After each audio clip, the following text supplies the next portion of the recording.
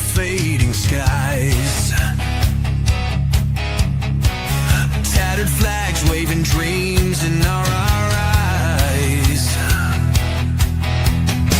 The crowds roar like a storm on the wind. We're the underdogs fighting again.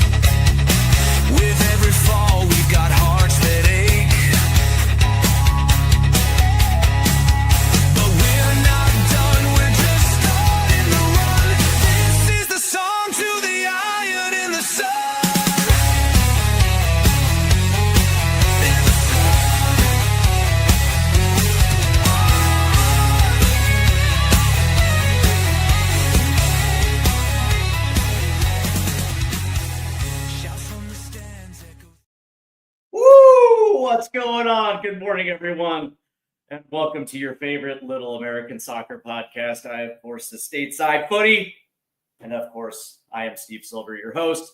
As we are preparing for a little bit of a banger of a Saturday morning here, as we're waiting on your favorite guy, Dermotron. He'll be here in just a second. And let me tell you, it's been one hell of a week. On top of keeping everything up with the U.S. men's national team, and of course your Tottenham Hotspur, I also put in 60 hours in 4 days. And for those that were kind of tuned in last night to Drew's show, saw me potentially fighting off falling asleep last night. So I do apologize for Drew. It just was what it was, man. There's something that happens when you put in like a 12-hour day and you get home. You step over the threshold of your door, and then all of a sudden your body just shuts off. You're like, oh my God, thank God. But we're back this morning after what I would consider a decent night's sleep. And we're here talking Tottenham football. And I want to thank everyone for tuning in. Because as you know, we have a little bit of a challenge on our hands coming on the heels of the first leg of the Europa League versus Bodo Glimt. We have a little bit of a test, and of course that is the juggernaut that is Liverpool, and of course the staging ground is at Anfield. So we're going to get into all that as well too, because I'm curious to know how you guys feel about this one. What's up, Big Drewzilla? And I do apologize, and again, Drew, I do apologize for last night because there were times during that live stream last night that I was trying to fight off falling asleep, dude. It had been Jesus Christ, man. It had just been a long day. But I got through it, man. And it is what it is, man. Sometimes work takes the best out of you. We have Dan Davenport in the house. Big up, Dermot Steve. Niko Kovac is a new name being mentioned as a possible head coach role for Spurs. Yes, we will get into that. Drew says, you're all good. I'm glad, man. And we have Paul Pablo. What's up, Paul?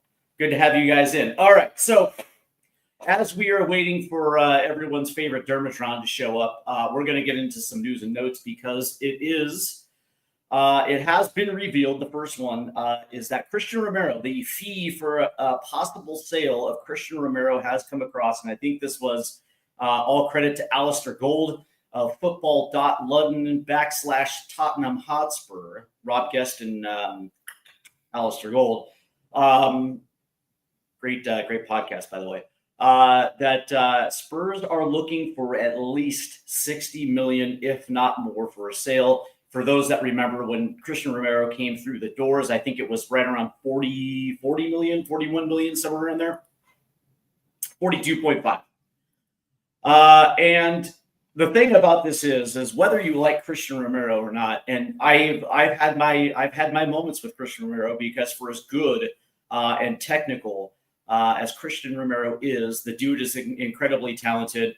And he's one of those type of players that Paul Pablo, by the way, says Christian Romero, goodbye and good riddance. See, the thing about this is I understand that because I have those moments as well with Christian Romero. But that being said, I recognize how incredibly talented the dude is. And it's also worth remembering. And as we pull this up real quick.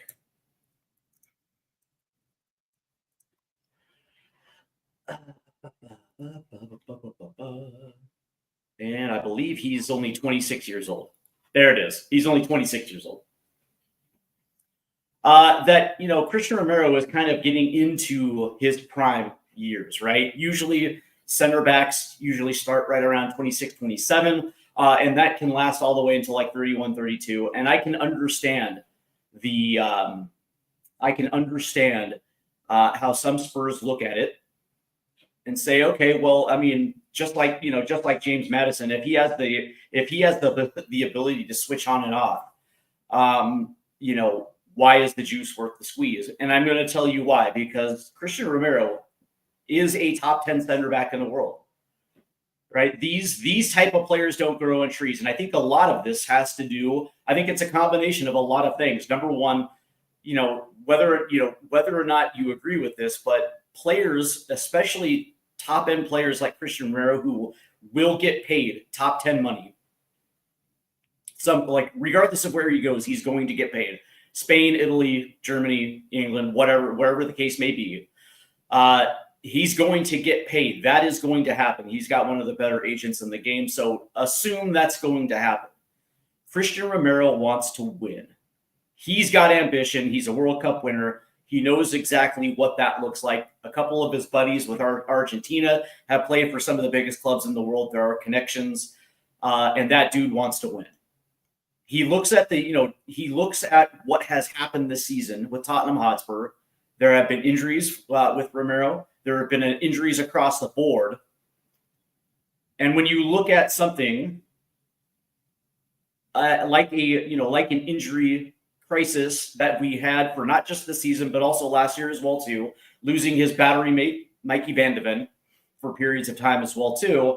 You're looking at the injuries, you're looking at the summer transfer market that that happened last summer, and you're wondering whether or not Tottenham Hotspur have ambition.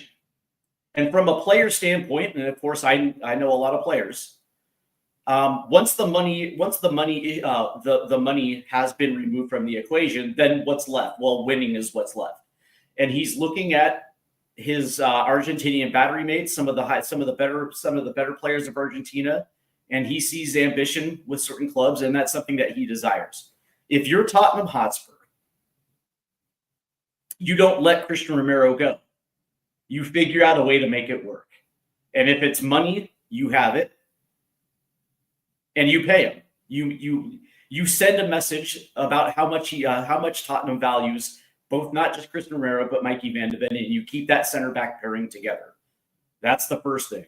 The second thing is, and we're going to get into this morning, that your ambition has to match those financial commitments. $60 million in a return of investment. Some people will look at that and say, well, okay, cool. We got him for 42 and a half. 61's not a bad return. In reality, that dude is probably 80 million plus. And so if a team like, and I know Dan Davenport has just said this, Romero's been linked with Atletico. If you're a team like Atletico or Real Madrid, FC Barcelona, whatever the case may be, they're looking to buy low on a dude like Christian Romero. They see exactly what's happened with Tottenham Hotspur, and this potentially could be an opportunity to, poach a very good player for less than what would be considered on the open market if he was available. So, under no circumstances should you look at Christian Romero and say, well, this dude is a scrub. Because he's not. He's really not a scrub. I look at it the context of what's happened this season. Because when Romero finally came back, where was Tottenham Hotspur? Out of 2 cups, League Cup gone, FA Cup gone, League was a wash, and the only thing that was left on the horizon was Europa League, which, by the way, coincidentally, when you look at the 2 legs of the semifinal, how well did Christian Romero play? He actually played pretty well. Some would probably say that, especially in that second leg, that both Romero and Van de Ven reminded everybody just how world class they are. Now, is this an issue of coaching? Potentially. We're going to get into that as well. I don't know, man. Because everything that gets leaked out of Romero's camp it's that he respects Ange Postecoglou and he likes Ange Postecoglou. That, the style in which they play is not anything that, that bugs him. Now, maybe that could be lip service. I don't know. Me personally, I just think that it's 2 things. Number one, Christian Romero wants to get paid. That's understandable. He's 26 years old. He's about to enter his prime. And the next 5 years are his biggest earning years. When a player looks at it, it's not necessarily the first big contract that you sign, but it's generally the second contract that you sign that is going to make that's basically going to, you're going to make the bulk of your earnings. As Paul Pablo comes in, many games, Romero, the goals conceded are down to Romero. Yeah, and here's the funny thing though, Paul, and I wonder if it is a collective that happens, because when I look at some of these matches, specifically Wolves and Forest, Romero didn't necessarily play well, but that being said, the entire team didn't play well either. So it's kind of interesting. As we are looking, let's get into this real quick. If you include players sold, we'll have 300 million. I believe that is enough. But you need the right man to spend it, i.e. Paratici, yes, but Lang and Munn, no. Correct. Paul Pablo, before Argentina, he plays, so he's fit for Argentina. Yeah, I know there's that rumor as well, too. Carl Simpson, Romero can go. He is more injured than fit. He also he wants out so he can get the money. Yeah. So here's the thing, man. Hold on real quick. And then John Cunningham, good morning. All right. So here's the thing, man. I agree with that. He wants to get the money. But that being said, Tottenham Hotspur, guess what? They have the money. They have the money to make it worth his while. It is going to be the ambition that you have to sell it. When I look at these 2 players, Christian Romero and Mikey Van de Ven, I see 2 guys that should be a center back pairing for the next 5-6 years. If you're looking to be a club with ambition in a club that is trying to win trophies, whether that be League Cup, FA Cup, Premier League, or any European trophy, those 2 anchoring your back line. Now, again, we're going to get into coaching because that's going to matter too. Different players fit different systems a lot better than others. But that being said, what's funny is when I look at, when these players are committed, playing in matches that actually matter, they don't look like they have a problem executing Ange's backline. I don't think that's an issue. I don't think that's a thing. Me personally, I just think that most of this first team does not care about the rest of the Premier League season. They understand exactly where they're on the standings, and please believe they read the press clippings. They see YouTube. They see everything. They understand exactly what's going on. But they are committed to winning a trophy in Europa League, and so I would probably assume come Bodo Glint, you're going to see they're going to remind you yet again. I don't think this is the type of the type of backline that you should mess with at this point. And oh, by the way, if you are going to let him go, if you decide that's the path, then you have to bring in somebody that's almost kind of a like for like comparison. I don't necessarily have a problem if it's a young center back with a high ceiling. I know there's a particular center back with Bournemouth that has piqued my interest. I would be open to Huijsen. I think that's how you pronounce his last name with Bournemouth. I wouldn't necessarily have a problem with that. But that being said, 60. It seems to me that $60 million for Christian Romero. It does not. Yeah, that to me that does not even scratch the surface. Let's see. We have Paul Pablo again. Can you compare Saliba and Arsenal for Romero? Saliba takes control, and that's what we want. Yeah, you might be right there. We also have Carl Simpson again. Get rid of Romero for 60 and bring in Brathwaite from Everton. Yeah, Brathwaite's pretty good. Don't mind him. Destiny 85. Good morning, Destiny. I agree and add Richarlison to make the deal cheaper. And there are deals out there to be done 100%. I don't know, man. That's the thing. It's like every once in a while you'll get a center back pairing that almost seems like it would be generational for a team. And I think those two, not only do they understand each other, but me personally, I think they're a great center back pairing. The other news that came out is that there are potential talks for Pedro Porro to leave this team as well too. And here's the interesting thing. I actually like Pedro Porro. I do believe that in the context of the Premier League, I think he's one of the better right backs in the Premier League. But that being said, like Christian Romero, he has a tendency to get burned quite a bit. When I look at Ange Postecoglou's attacking system in a whole, and exactly what you're being asked to do, not only as a right back but also as a right winger. As a right back, you're asked to get forward and be an instrumental part of the attack. Okay, that's great. The other part of this equation is that you have to be able to track back and get into advantageous positions defensively. But that's also requiring your right wing to also get back as well and occupy that space so your right back is not stuck 1v1. And we have seen time and time again that Brendan Johnson is not committed on the defensive side of the ball. Sometimes he is, but most of the time he's not. And so when teams pop out on the counter and they try to attack that right side, generally speaking, Pedro Porro is left on an island. You can sit there and say that maybe he's not a good 1v1 defender. Although, again, I think we have seen enough of him over his Spurs career to say, actually, there is some talent 1v1. Where Pedro Porro makes his money is going to be essentially as a wing back on the attacking side. That being said, there is talk that Pedro Porro, like Christian Romero, will be sold on this summer. And I don't necessarily think that's a terrible thing to do, considering the emergence of Jed Spence.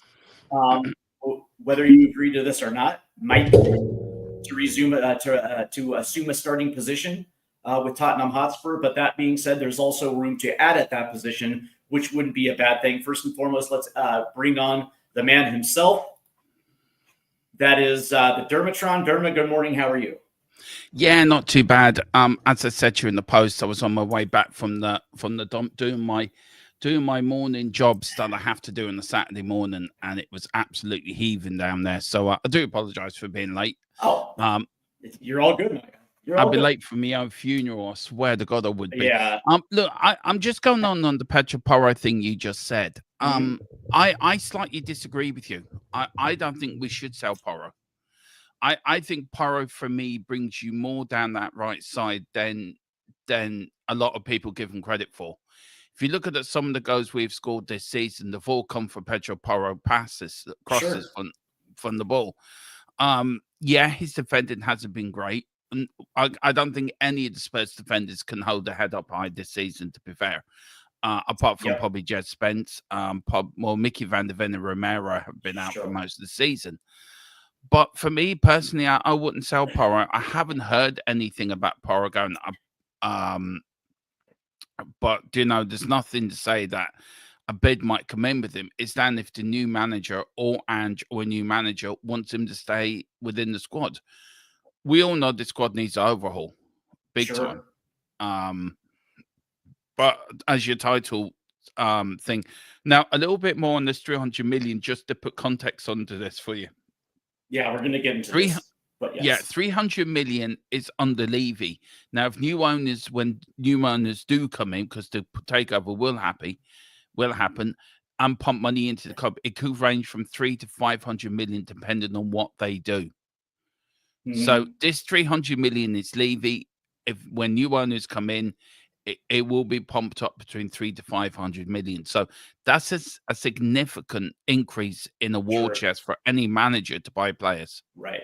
And it's also worth noting that, you know, their gap between where they're at and PSR is somewhere around 800 million. So literally it's almost half. Halfway to a PSR breach. They're leaving themselves quite a bit of room. Derma, you know, we opened the show with the first news and note that Christian Romero, there is a number that Spurs are looking to get from, and you know, Alistair Gold put that number at 60 million. Me personally, I think that's a criminal number when you consider that he is going to get paid as a top 10 center back if he leaves. Yeah. Me personally, the skill set, the talent, I mean, to me, he's at least an 80 million pound player, if not higher. Me personally, I don't want Christian Romero to leave.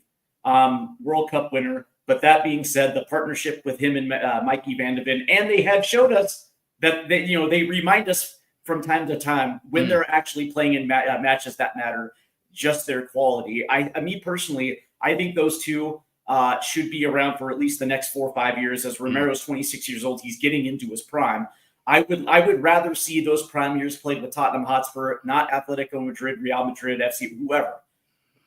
Me personally, I don't necessarily have a problem with Pedro Porro going, because I think you can find a quality right back who's going to be able to step in. But also think about if what we have been saying over the course of the last couple of weeks is true, that Ange Postecoglou is probably gone regardless. The next manager comes in and maybe he wants to play a little bit more compact with that back line. Well, having both Christian Romero and Mikey Van de Ven might be advantageous for a new manager.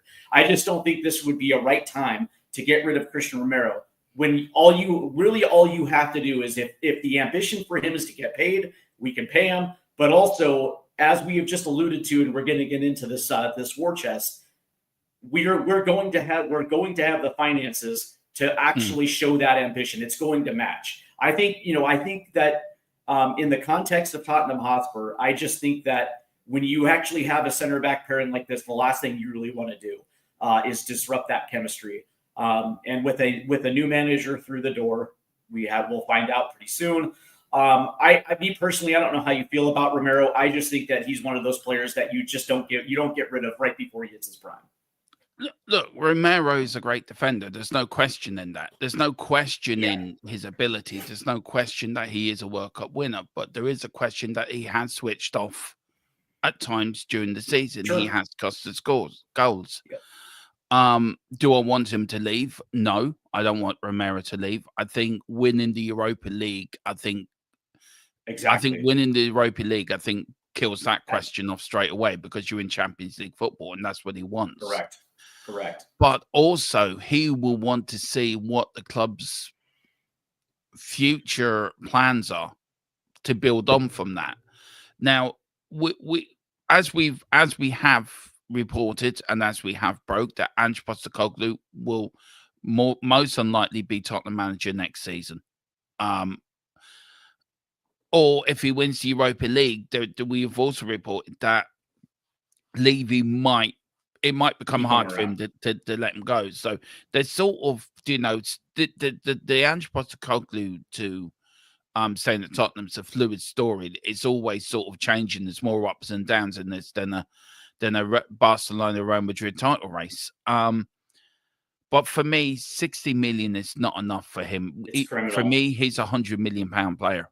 I mean, I was being nice when I said 80 million plus, but yeah, realistically, I think you're absolutely right on that. He definitely is something close to a £100 million player. And by the way, regardless of where he goes, he's going to get paid. He's going to get paid top 5, top 10 center back money, 100%. Yeah, this is what I want from these new owners, is to pay the wages that other clubs are paying. Look, if we get new owners, say for example, right? I do know who they are, but I'm using this hypothetically, right? Hypothetically, they're from Saudi Arabia or Bahrain, right? And you know how much they've got in their wealth fund. They've got billions and Sure. trillions of whatever. As so paying big wages won't hurt us financially as it would like Aston Villa or hurt other teams that would hurt them because they got a PSI and the FFP to work to. Because Daniel Levy's left us in a position where we are so fine with PSR and FFP, we can extend the boat out. And I think we need to now. We need to start paying these players wages if we want to compete at the top level. And look, you look at Villa, 95% they're paying their wage structure is down to our 43%. Where Villa this week, being in the quarterfinals of the Champions League, an FA Cup semi-final this weekend. You look at Nottingham Forest, who spent heavily in the summer. Where are they? Qualifying for the Champions League, FA Cup semi-final. Yeah, we may be in the Europa League semi-final, but it was a competition we were due to get to the final to anyway. Mm-hmm. There wasn't really any major teams. We've missed all the big teams in our Europa League run. But for me, Romero has to show commitment. He has to, instead of talking to the media and putting out the shite he's been putting out, keep his head down and concentrate on the job he's doing and help us win this Europa League. And then he won't want to leave because we got Champions League football. That's what he wants. I get players want to improve themselves. I get players want to test themselves in other leagues. He's a Spanish-speaking person. So, of course, from Argentina, of course, the links are there with Atletico Madrid, with Simeone, an Argentina as well, player as well. And also an Argentinian. So the links are there. Real Madrid. Who's going to turn down Real Madrid? Nobody would. You and me wouldn't. Right. If we were paying for Tottenham, would we turn down Real Madrid or Barcelona? Yeah, I don't know. Like, I don't know. Maybe I would turn down Real Madrid. I wouldn't turn down Real Madrid. I would turn down Barcelona, but I wouldn't turn down Real Madrid. But for me, Romero just has to concentrate on what he's doing. But he's £100 million player. If he's selling for anything less, if he's selling for 60 million, then that is absolutely criminal.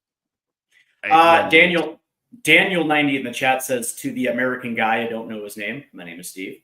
You're willing to let Romero run down his contract and potentially we get hardly any money? No. That's not what I'm saying at all. As a matter of fact, what I'm actually saying is like this summer, I would like to see Tottenham offer him a new contract extension for another 4 years and pay him the money that's that pays him the money that he desires per season. That's what I would like to show a little ambition. All right. Lastly, our last piece of news and notes that we're attaching before we get into the actual lead. It turns out that that Tottenham Hotspur have heart eyes for Scotty Parker. As this one came across a little bit earlier this week in the face that his current club just received promotion. And when you look at Burnley this year, and you look at the things that they did in the championship, I think they only conceded 15 goals all season, which is actually quite remarkable. So you look at the way that his teams did well defensively.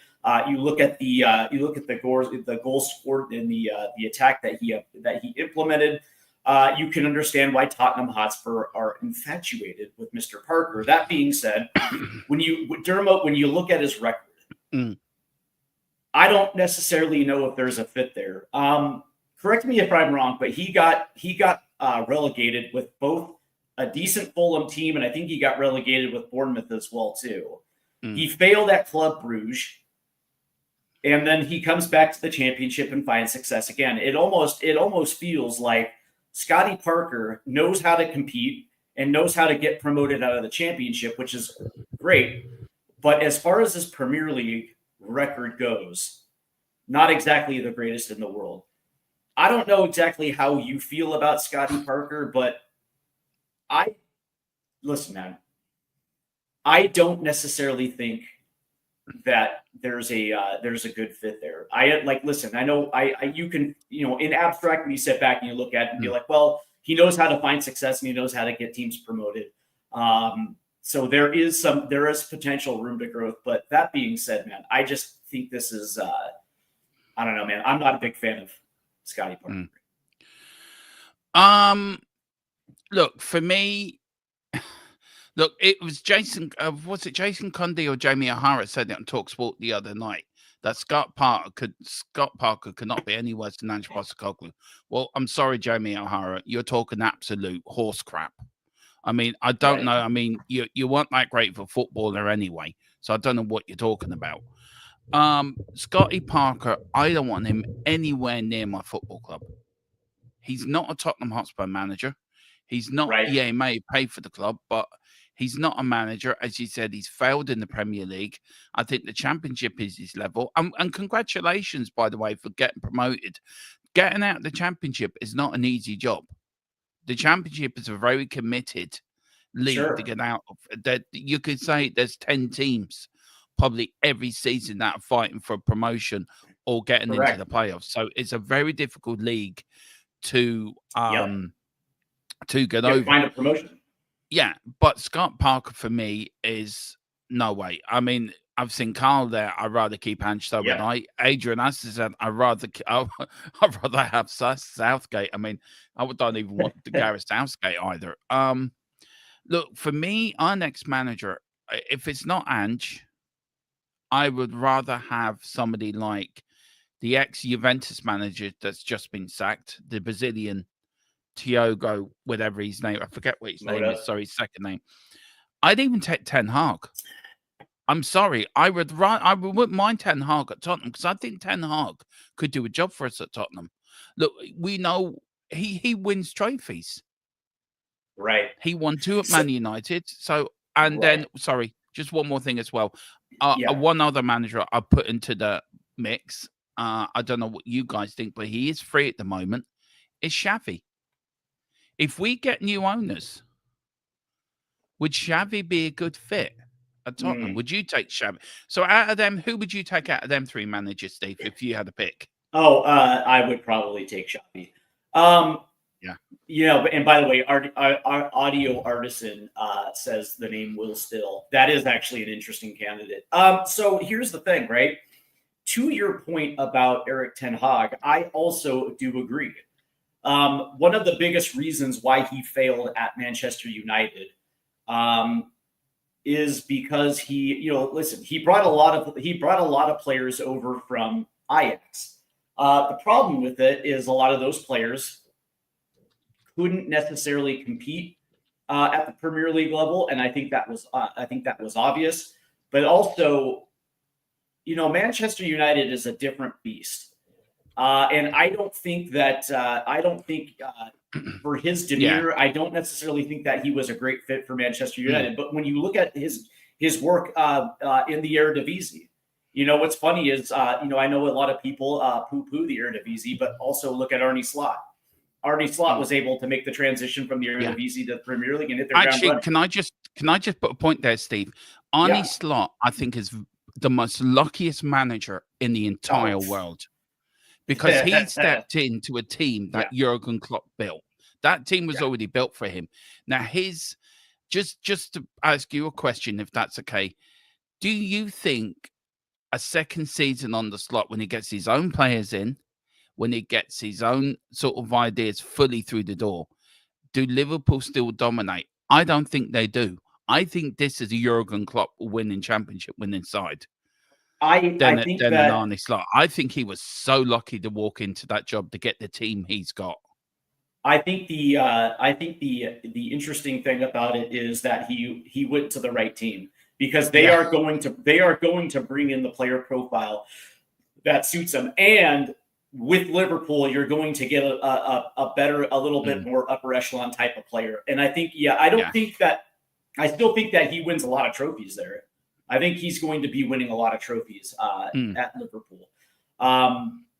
But it's going to be interesting to see how the next 4 years go for Slot. But, getting back to Erik ten Hag, if he comes through the door, because I actually like the style in which he plays football. I think defensively he's compact, And I think he actually has a very interesting attacking philosophy. I actually think that it would be a good fit. The question is whether or not whoever the new director of football is going to be, whether that be Johan Lang or whether that be Paratici, are those two going to be on the same page when it comes to the transfer strategy?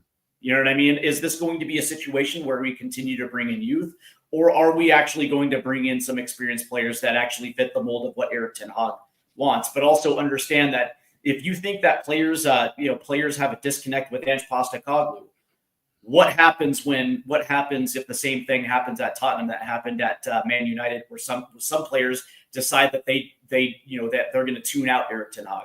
There was reports that he alienated a lot of players at Man United, and so the question is whether or not he can come in and build relationships with certain players where they're going to be tuned in all the time. To your point, though, I actually do like the idea of Erik ten Hag. But all right, Dermot, that's going to be it for the news and notes. As we're going to get, I just got one more bit of news for you. Bit of news. I got Johan Lang and Scott Mon will be leaving in the summer. Yep. So they're gone. We broke that a couple of weeks ago. There is now a process going to happen. I would say if my money's on anything, if I was to go down to the bookies and put a €10 bet on who's our next director, it's going to be Paratici. Yeah, because Paratici has been spotted over the course of the last month. He's been spotted in a lot of games. He was at Wolves. I think he was at the AZ. I think he was at both legs of the AZ Alkmaar. Yes. He was there. He was last weekend. He was at the stadium for Nottingham Forest. So for me, you know what it screams though? He's evaluating the roster right now. He is. To me, I think that's what he's doing right now. He's evaluating to find out who stays and who is ultimately going to go.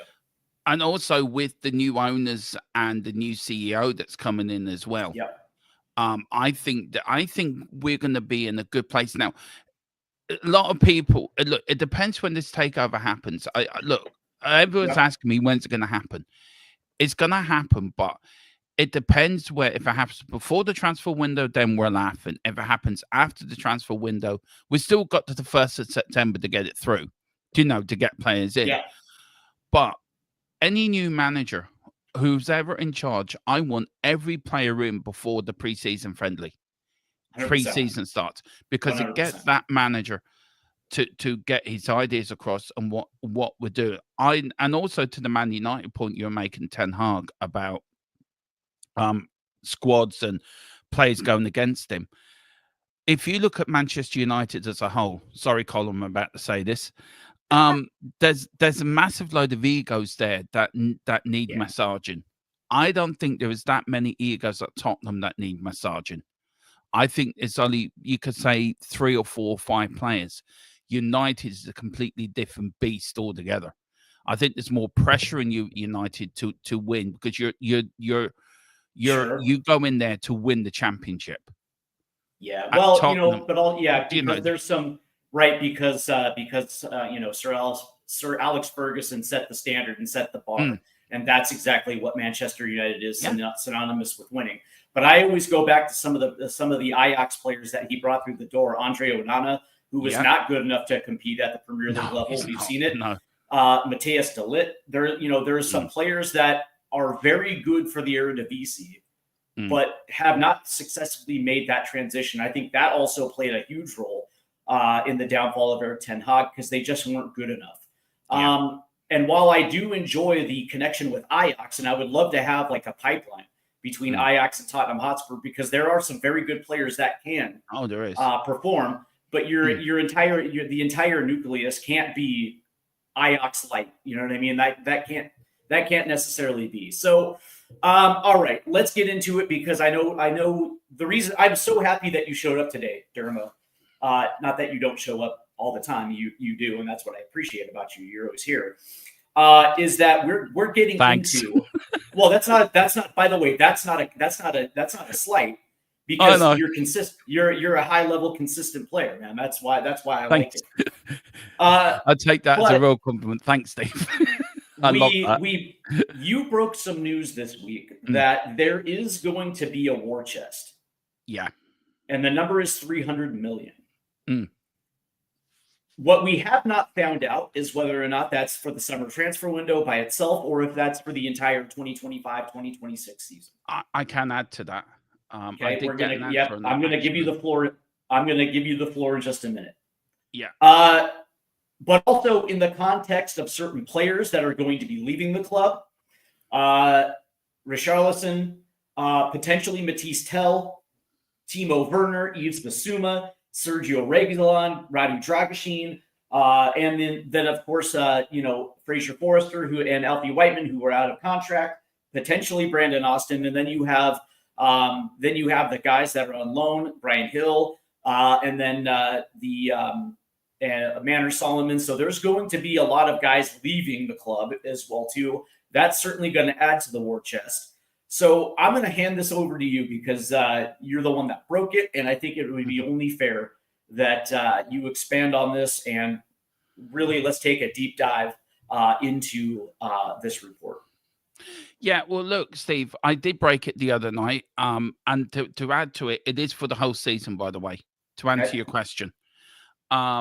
It is, but again, it depends on if the takeover happens, then it's down, it moves up to 500 million between the two. I think this is a war chest that I don't think is good enough. I don't think it's enough money.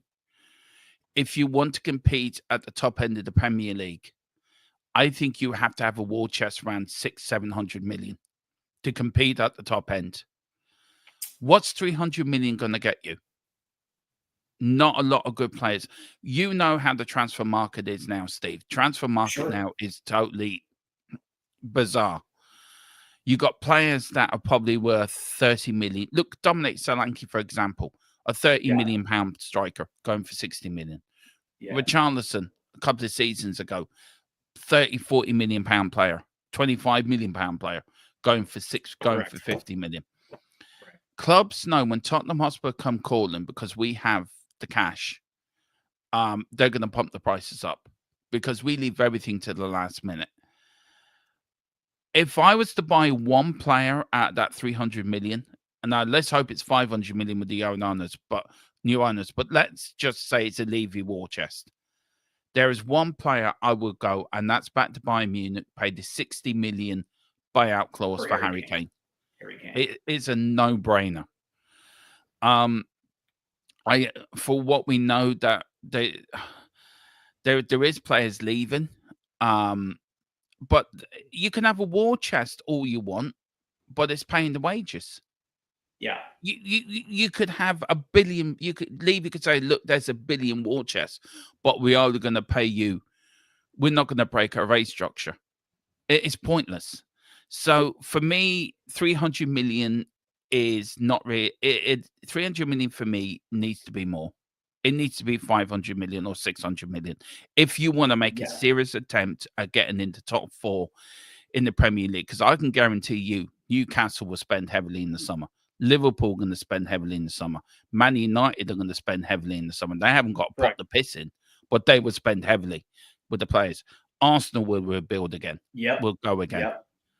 And especially if they end up getting, and especially if Arsenal end up with Alexander Isak. So I'm going to double down on that because I do agree that every single year the cost of winning continues to rise, and there has to be an emphasis on. Yeah, you're absolutely right. The personal wages to players, because this whole Sonny is our highest paid player, and we're not going to eclipse a certain line because we don't want anybody to make more than that is absolutely ridiculous. What I will say is that there are some intriguing names that you might be able to get on a free, which is going to end up saving you a lot of money as far as transfer fees are concerned, where you can have a strategic attempt to bring in quality through the door without having to necessarily pay those fees. But that being said, I said this last night on Drew's show that there's only a finite amount of time left at this club with Sonny as a starter, whether it be the end of this year or whether it be next year. You know, if you're Tottenham Hotspur and you look at everything that they were able to do with Sonny from a financial standpoint and basically unlock the Korean market, and they were able to sell jerseys and some of these other stuff, or that was a good piece of business, and it would probably be beneficial that this summer that they bring in the next face of the club, somebody who is electric. And of course, I always go back to Nico Williams because I think that's kind of a no-brainer. Yeah. But that being said, $300 million for me gets you two very good players. And when you look at some of these names that are going to be out the door, it's probably going to be like an extra 100 to 150 million pounds, which kind of brings it up closer to the $500 million $500 million mark. And I think there's a lot of creativity that could happen. My problem is that I know for a fact that Johan Lang can't get experienced players through the door. And so it almost seems like it's an irrelevant point talking about a war chest unless we know we have a guy who's going to know how to do it, who was going to have a plan in place to hit the ground running. And understands the type of player profile that's going to elevate this team. Because again, I look at the core of this team right now. And it leads me to believe that there are 2, possibly 3 experienced players away from kicking this thing off. And Jazz Fusion says Nico wants $300K a week. Okay, well, pay it. Pay it for Christ's sake. Pay it. What's interesting about it, and I've been bullish on this as well too, along with bringing back Harry Kane, which I think he's going to give you. I think Harry Kane at this point is going to give you possibly 2 seasons of what's left of Harry Kane. He's what, 32? Yeah, 32 now. Yeah, 32. So I think so. There's also going to be a finite amount of time with Harry Kane as well too. But I've been bullish on this. That Christian Pulisic has to be a part of this conversation, considering that he's world class on both wings and he fills a major gap. But one of the things that can't happen is this reliant on teenagers in the attack that don't have that in their locker to carry a whole frontline attack. Yeah. And as much as I like Wilson Odobert and as much as I like Tell, who I would have no problem bringing back if the number was 30. For me right now, teenagers are squad players at best.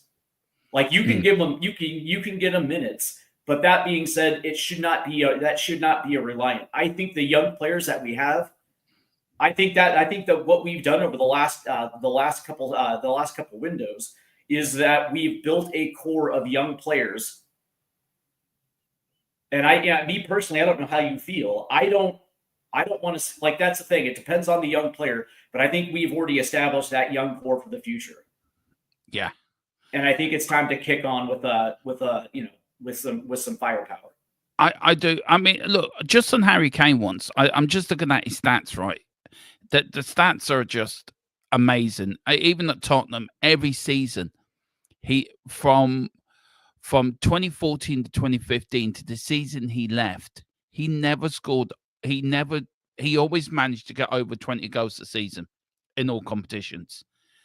In Bayern Munich, he scored 44 goals in 45 appearances last season. He's at 36 with 43 appearances this season.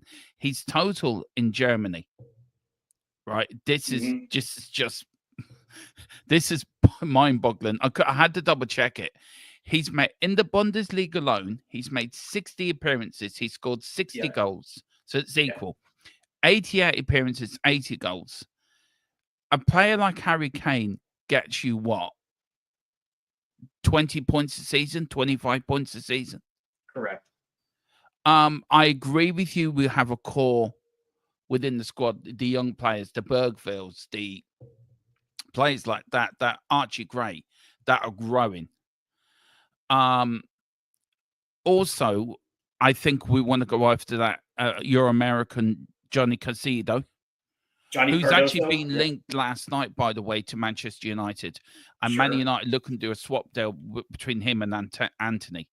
So Yeah, that's the thing about Johnny Cardoso is Tottenham does have a window to yeah, exclusively negotiate with them, and I do believe that personal terms have been agreed. And of course, this is all about Champions League at this point because that's what yeah. Cardoso wants. Big up to Wayne Bonner, who's been a member for 25 months. He comes on and says it depends on new owners, new setup. Yeah. Can Wayne I just Bonner say also, something to Wayne as well? Sorry, yeah, Steve. I want to say thank you so much, Wayne, for being a member for 25 months. It yeah. means a hell of a Oh, lot absolutely. to Wayne's been with me since the very start when I started YouTube. He was one of the first people, one of the first subscribers. So he's been with me for my whole journey.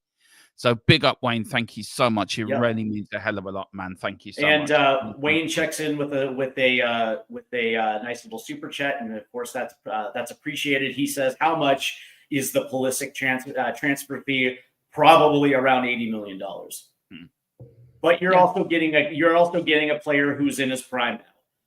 He has already been through the development process with Borussia Dortmund and Chelsea. Won a Champions League with Chelsea, so he's a winner.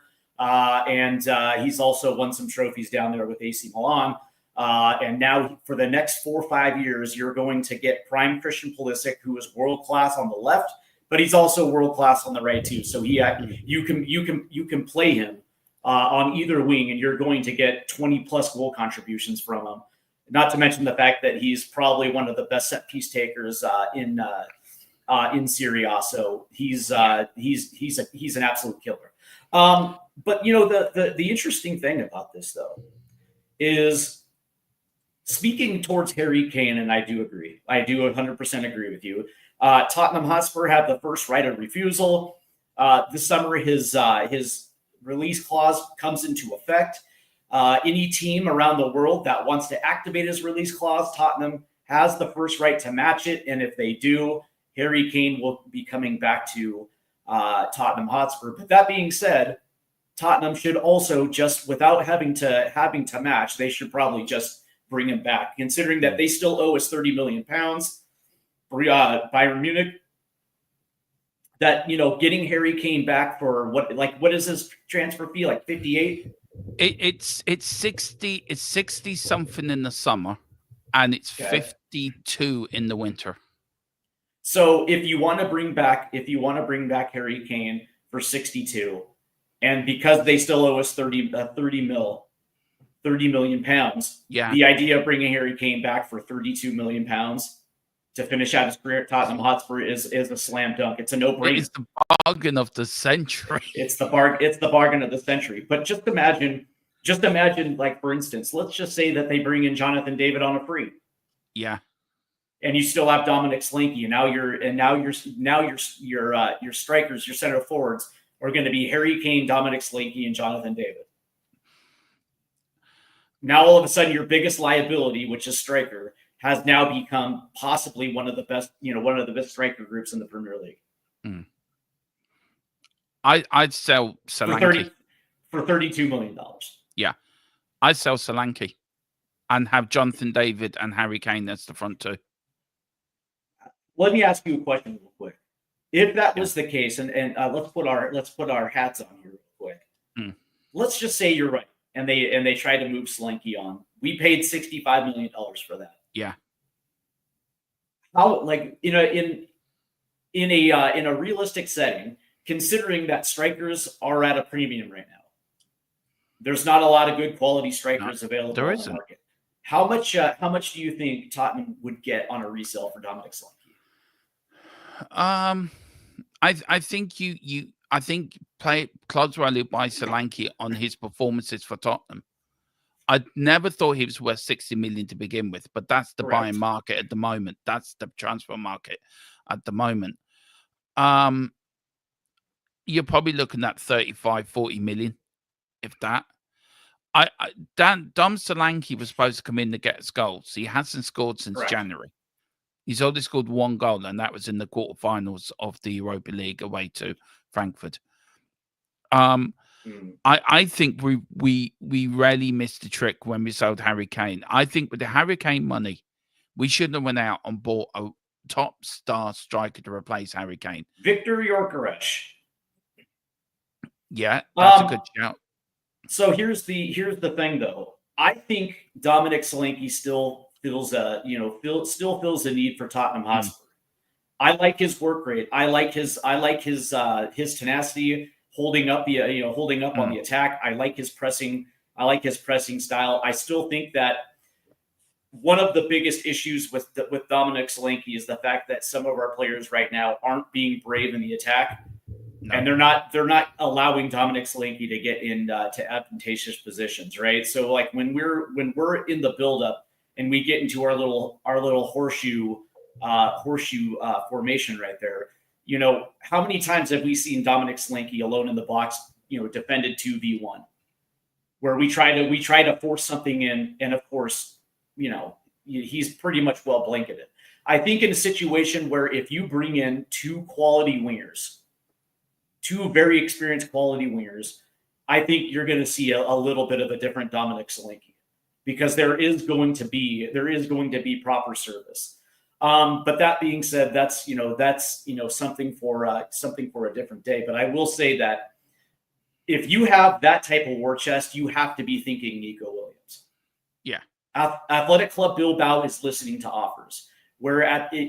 Before it was a non-starter, but there was also a rumor that Nico Williams wanted to stay in Spain, and now I think the word is that he would consider moving out of Spain for the right price. It's all right saying these plays, but it's us paying the wages.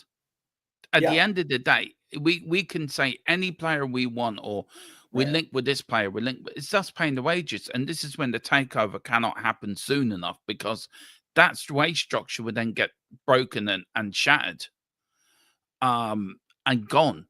And then we will be paying players what they're worth. I mean, it's criminal to think Harry Kane was only on £200,000 a week.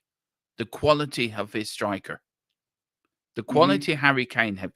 If he went to any other club, he'd be on 300, 400, 500 grand a week.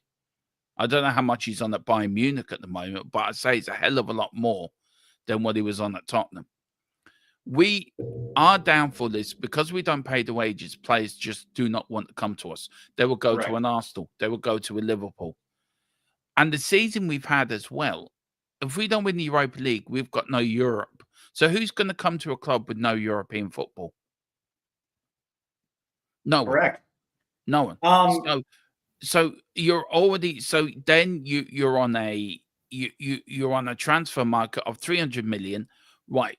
Let's buy youth. Let's buy young. Let's get 10 or 9 or 8 players in to build for the future. But new owners, they're going to say, well, sod that. We're going to pay the wages and we'll build a squad for now. I don't want a squad for the future. I'm nearly 50. I want us to win. I want us to win a league. I want us to be competing for the league. We may well win the Europa League this season. I mean, that would be great, wouldn't it? That would be wonderful if we did. But there's the carrot, the Champions League. There's your carrot. You can go to Nico Williams. Right, we got Champions League. Right. We've got Champions League football. 100%. But to be paid the wages, we will not get any decent players because we will not break us. And that's the thing that's holding us back. And my next question to you is related to this. But, imagine Destiny Udogie and Nico Williams on your left-hand side. Good Lord. Good Lord. Oh, Lord. All right. So, and that leads, oh my God, dude, I just literally came in my shorts. Yeah. By the way, in the chat, somebody said Kane to Liverpool. That'll never happen. So this is the next question, because you just alluded to this, and this question just popped into the old noggin. What are the expectations for the new owners in your estimation? Because it doesn't seem to be like a simple answer. It feels like there's something below the surface that they have to be able to align with. So what are those expectations for you? To win the championship, to be successful, to win trophies, That's what you want from a new owners. That's what you want us to be. Tottenham Hotspur should not be where we are. And that's down to mismanagement by Levy and Enoch for over 20 odd years. We've had peaks and we've had high moments, we've had low moments, but we've never had consistently where just reaching the Champions League was just enough. We never ever pushed on. We never really kicked on in any shape or form under any manager. We had a chance on the Redknapp, we didn't. We had a chance on the Poch, we didn't. We sacked the greatest manager probably in this era of football 6 days for a cup final, which I still believe has something to do with fucking the Super League, by the way, to take the heat off Daniel Levy of taking us into that shambolic, situation to begin with. You had Conte, who I don't think Conte never wanted to be here in the first place. He wanted the money. Correct. We were here for him. Yeah, I'll take you, whatever. It's about competing at the highest table and competing that if we're up there competing, that's what I want. That's what I want from new owners, for us to be competing and winning trophies on a regular basis and buying the best players. It's been Wayne's spot on. It's about being ambitious. And that's what you want. We're not ambitious. It's like you and me, we're ambitious for the channel, right? We're in Chisel for the brand of this channel, to grow this brand, to become the best American Irish Tottenham YouTube channel in the world. That's our ambition. We may never get there, but we're ambitious. That's what we want. That's what we want to grow. We want to grow. We want to be better. And that's what we want from our owners, to be ambitious. If we fail, we fail, but at least we've given it a good damn try. And that's what I want from the new owners. Never get that Levy and Enoch. One of the things that I'd like to see is these new owners to embrace the identity of Tottenham Hotspur, of who we were and who we should have been over the course of the last 10 years before we pivoted into something that, and I think this stems this is where the frustration is because a lot of Tottenham Hotspur supporters that have been around, who have seen Tottenham Hotspur win trophies playing the Tottenham Hotspur way, the identity of the club. And I think the frustration comes is that we've gotten so far away from what we are as a club. So for me, the expectation is for these new owners is to embrace Tottenham Hotspur and their tradition, their identity, and improve that with ambition. Do you understand what I'm saying? I do. Look, I get your point. For our decades, and that's the thing, is like when you have new owners that are embracing who Tottenham Hotspur is, what we've always been, and also embrace the supporters, but also add ambition on top of that, Tottenham Hotspur will have their identity back. You've mentioned this since we've moved into the new stadium. You have said this on multiple times, where you don't think that we have an identity right now. And I fully agree with you. I can remember us winning stuff. I'm old enough to remember us winning this. I've seen in my lifetime, all right, I've been under 3 different owners at Tottenham Hotspur, well, 4, but that was really small when we had the Bermans and the Richardson family. So I was 5. I remember the 82 FA Cup winning side. I was 5. I do remember that. I remember definitely I was 7 when we won the UEFA Cup in 84. I remember us reaching the FA Cup in 87, which still leaves. I mean, I don't mention that to Mr. Brady. He refuses to watch that cup final even today. When we lost to Coventry, I really, I remember 91, of course, we all do. And then you got 2008 and then 1999, 2008. So I've seen us become FA Cup winners, champions of Europe, challenging for the league. I don't see that now. I don't see that club. I supported as a boy.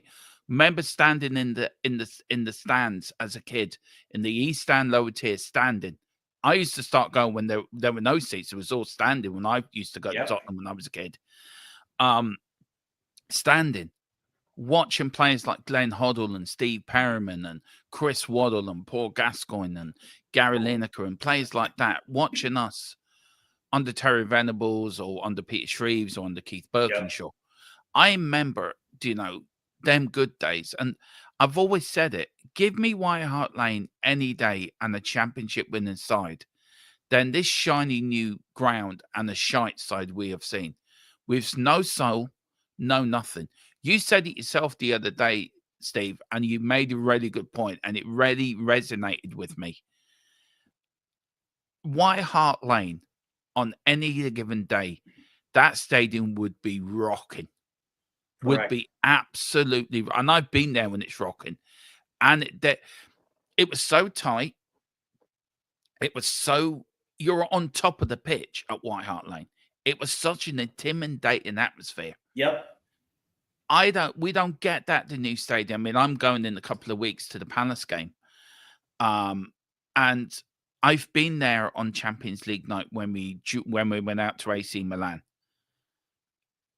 Compared to a European night at White Hart Lane and compared to a Champions League night at the new stadium, that it's different night and day.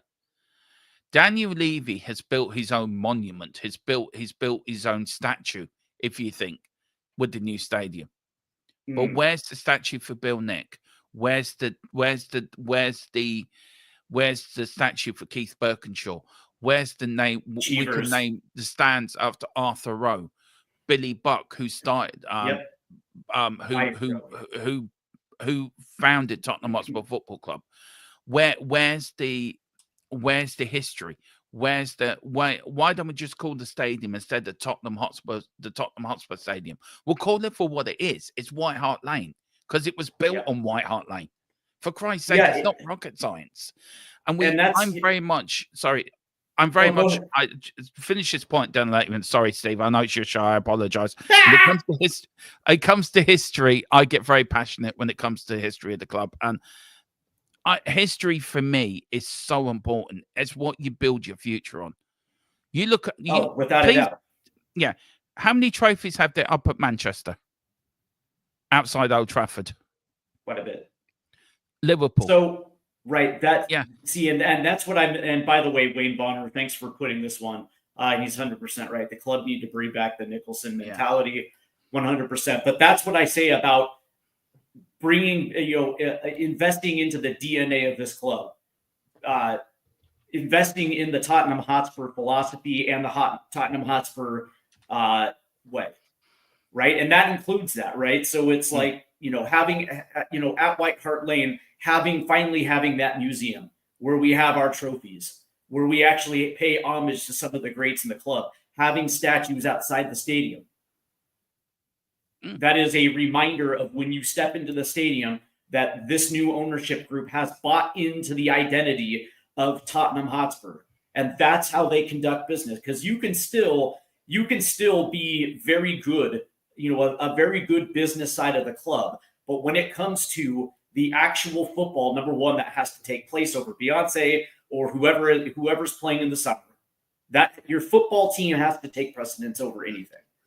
And when this team is being built, it is built with the identity of Tottenham Hotspur. And I will say this, to your point real quick, that White Hart Lane was I felt it through the TV. When I was when I would watch Spurs at White Hart Lane, you felt the energy through the TV. Yeah. Like you felt that electricity of being at White Hart Lane. The only way you're able to replicate that at the new stadium is by winning, is by starting new traditions. And that's why I think the Europa League is so monumental, because I think that is a jumping off point. Regardless, next year, Ange Postecoglou, whoever, with the new ownership group, starting the new identity in your new stadium starts with trophies, winning a trophy. That's how you start. That's how you start identifying yourself as a club, is by the trophies that you bring in. And I think that's a good starting off point. But that being said, these new owners have to buy in to the identity of what Tottenham Hotspur Football Club is. I think they will, Steve. I think they will. I mean, look, can you imagine? Our last game is at home to Brighton this season, right? The Europa League final was 3 days before that. Can you imagine the captain of Spurs bringing out the UEFA Cup? I call it the UEFA Cup. It's not. I remember it as the UEFA Cup back in the day. Can you imagine the atmosphere around that stadium for that final game if we brought out that trophy, that European trophy? I mean, Wayne says it in the chat as well. About the Bill Nick Gates, the famous Gates. I mean, they've put up the clock, but where they need to put up the the Gates need to come home. When do you know? Put up the gates. Yeah. They don't. I mean, I don't know. I know you will go to the new stadium, and I tell you one thing: you will have a cracking time at the new stadium. It is great. I mean, what bugs me, the boxing's there tonight. By the way, the big fights at Tottenham Stadium tonight. Now, I will be paying for it, and I will be watching it. I hope Chris Eubank Jr. does beat Conor Ben. Probably a lot of people in the chat will go against me on that one, but I don't mind stuff being done at the new stadium, Steve. I don't know how you feel in this. As long as the money goes to the footballing side instead of the owners' pockets. I don't mind about Beyonce coming. I don't mind the football or the NFL. I will go to. Sorry, go ahead. Sorry. So my whole thing is, it's like I don't have a problem with that either. But it seems that Daniel Levy and some of these board members care about more of making sure the stadium is multi-use than just the football club. Right? I get the impression that is a before any transfer comes in, it's making sure that the stadium is filled with dates, whether that be with the NFL, whether that be concerts or a fight. Like, to me, that is the biggest. I think that is their biggest priority, is making sure that the stadium is making money. Yeah. And that's my biggest issue, Derm. Yeah, I agree with you. I agree with you, Steve, on that. I mean, Aston Villa are doing it this summer, actually. They've got Black Sabbath playing at Villa Park. So, look, maybe Levy was ahead of the curve on that, by the way. And I know clubs have to be do you think the pandemic played an awful lot into what we're doing now? Because the clubs lost an awful lot of money during the pandemic. Do you feel that this what we're doing now was born out of that to become a bit more so we're not reliant on TV money? Because I feel TV money, I mean, I don't know how much the TV rights are for next year. I think it's something around about 3 billion, 3.5 billion. Yeah, and I think every team is probably going to get at least 150 million pounds off of it. I don't have the exact numbers for now. No, this year it was like what, 110? Yeah, it was something like that. Yeah. So do you feel the pandemic has something to do to what we're seeing now? No, because we're so far removed from the financial hit of the pandemic. Most teams recovered financially by 2023. Yeah. And with Tottenham Hotspur, and understand that Spurs print money. Like, that team is one of the most financially sound teams that are running world football. I mean, this team does print money. Their revenue is absolutely off the charts. And I understand there's still some debt. There's still some debt on the new stadium, but they have an interest rate that's so astronomically low that it doesn't necessarily hurt the purse strings. Big up Michael McDonald. It's nice to see that you took some time away from the Doobie Brothers to come chat. Love it. And then we have big up Wayne Bonner, who says White Hart Lane was beautiful, an actual football stadium I went to. Palace at the Lane in 16-17 when Yama won it with the header in the last 10 minutes. I actually remember that game. But that's the thing. On one hand, I do appreciate Daniel Levy and the board for what they've done with this club over the last 10 years, building an absolutely state-of-the-art training ground. building the new stadium and making Tottenham Hotspur one of the biggest revenue generators in world football. I can appreciate that because this team is ran soundly. Financially, they're sound. But on the other side of it, your main business is what, Dermot? Football. Is your main business Football. is winning trophies and being Yeah. competitive. I hate that. Do you know when you said that? And I look, I maybe I'm more of an old tradition and maybe I'm a traditionalist, if you know me. Sorry, I've got a speech impediment. Yeah. Some words I can't get out, so I apologize. For me, when I hear people say we're great at revenue, we have a shiny new training ground and we have a shiny new stadium, I couldn't give flying two monkeys. I really couldn't. I want my team to be successful on the pitch. Football is about glory. Football is about winning things. Tottenham Hotspur is about winning trophies and being competitive. I don't care about the shiny new stadium. I don't care about having the longest bar in Europe. I don't care. I want my team to be successful. And we've gone so far away from being who we are and what we are. We're not Tottenham Hotspur Football Club. We're Tottenham Hotspur Entertainment Centre. And I've never been very much, I've always been level. I've always been pretty level when it came to Levy. Criticizing when he does well, praising when he does well. Do you know what I mean? So I've always been sort of down the middle. Derma, let me ask you this question Yeah. real quick because I think it's very important. Our guy Drew Zilla, big up Drew. He says we are in the top 4 of teams that owe the most money to creditors. Only Real, Barca, and Everton owe more, I believe. It might be low interest, but it's still 800 million. Let me ask you this question real quick. With the takeover, because this is a very important question. When you see teams take over, and I know this happened with Everton as well too, when they bought the team, they also agreed to make sure that those debts are wiped. Yeah, same thing again. That's probably going to be the same with Tottenham Hotspur, right? Yeah, If it's Saudi, if it's Qatari, or if it's Bahrainian, that whoever's coming in to buy the club are not just coming in to buy the club, they're buying the stadium, but they're also buying the debt as well too. Yeah. I mean, Drew says top 4. I think he's slightly wrong there. Man United owe more money out than we do in the Premier League. Man United, if Man United are close to go, Man United don't get Europe next season, they're in severe financial problems. Close to going into they're very close to going into administration, for what I heard. And they're also about to take out more money to build their new stadium. So yeah. That situation can go from bad to worse. But usually when there is a takeover, and when you think that Tottenham Hotspur are probably going to sell for $4.5, close to $5 billion, that whatever debts, outstanding debts are owed, generally speaking, that's probably going to be paid off with the takeover. Because the last thing you want to do is come in as a new owner and be saddled with that type of debt. Usually those get wiped. Those get wiped off.